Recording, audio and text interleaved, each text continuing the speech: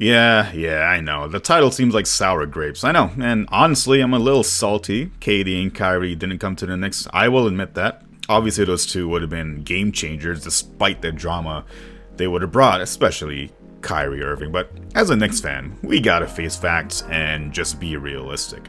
With the situation we had going on, both with the roster itself and the front office, there's no way we're getting KD and Kyrie or any other significant free agent either, despite all of our hopes and dreams. Hell, just imagine if the Knicks front office looked somewhat inviting in 2020, we might have had a better chance of getting LeBron James. But that's old news, folks. It's 2021, a brand new season. We gotta move on from the past, and things are looking up for the New York Knicks, believe it or not.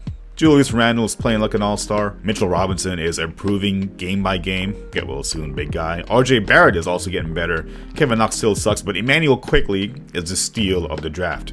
D Rose is on the team now, so that means we finally have a point guard who's going to pass Obi Toppin the ball, and we are far from the worst team in the league. But why are things different this season? Well, in my opinion, look no further than Tom Thibodeau. Tom Thibodeau is a total game changer. He's not the greatest offensive coach, and I've got plenty of things to complain about him so far, mainly his rotation and his lineup decisions, refusing to play the French Prince, Frank Ntilikina, but the good is outweighing the bad so far. I mean, he's seriously our best coach since Jeff Van Gundy, and that was a long time ago. Quite simply put, Tom Thibodeau holds shit down. I mean, we hear about coaches like that, Greg Popovich, Pat Riley, Eric Spoelstra, coaches that take no shit from nobody. I mean, that wasn't the case for us for the longest time. We had a total goof in David Fizdale who absolutely nobody respected, and he was supposed to be the reason why KD was gonna come to the Knicks.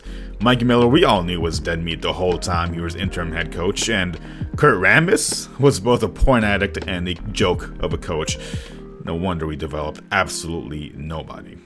Prime example is Julius Randle, who was seriously infuriating to watch all season last year. I mean, all the spin moves, the turnovers, the terrible shots, bringing the ball up the floor every single time and not passing it to the open man. I gotta tell you, man, as a Knicks fan, watching him and Elfrid Payton together, they were the most frustrating NBA duo of all time. Now, although Elfrid Payton continues to be an absolute nuisance at some times, Randle's improvement himself this season has been astounding. Willing passer, a hustler on defense, smart shots, and not dribbling the ball nearly as much. Julius Randle has actually credited his work with Tibbs as a big part of his turnaround. I mean, can you imagine? Can you just imagine for a second?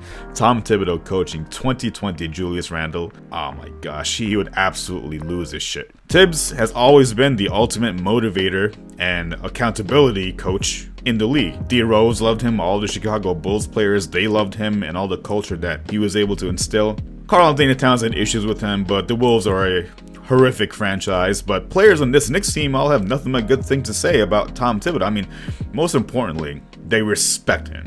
And that's why they play extremely hard for him. The Knicks are rarely out of a game completely. If they're down 20, they're going to eventually chip away and bring the game somewhat close. Tibbs is the perfect coach for any young team trying to find its way and find an identity to stick to.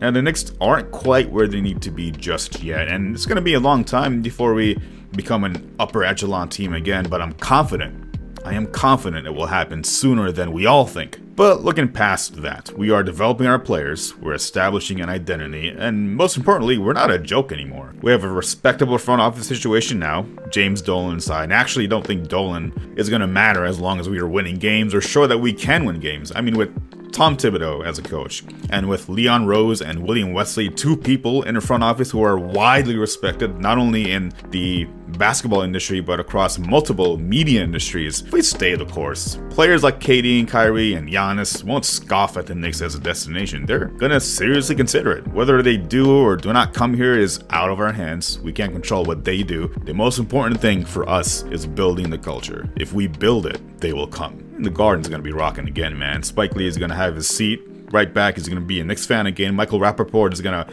bandwagon the Knicks once again. Max Kellerman is going to be begging the bandwagon the Knicks soon enough. Thanks all for watching. If you wouldn't mind, leave a like, comment, and subscribe.